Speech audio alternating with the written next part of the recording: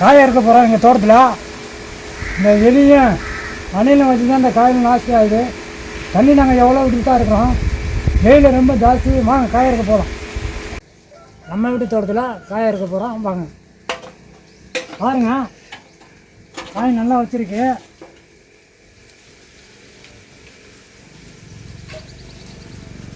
ஒவ்வொரு செடியிலையும் 5 காய் 6 காய் நிற்கும். நல்லா பாருங்கள், பக்குவம் இருக்குது. கரெக்டாக தண்ணி விடணும். கரெக்டாக உரமா எதுவுமே போடலை காயில்.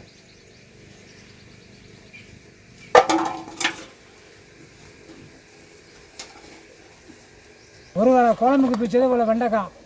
இது எப்படி 2 கிலோவுக்கு மேலே வரும். 2 நாளைக்கு முன்னால் பறிச்சா 3 நாளைக்கு முன்னால் பறிச்சா இன்னும் கூட வரும். இப்போதைக்கு இவ்வளோ தான். தண்ணி நல்லா விட்டுக்கிருக்கோம்.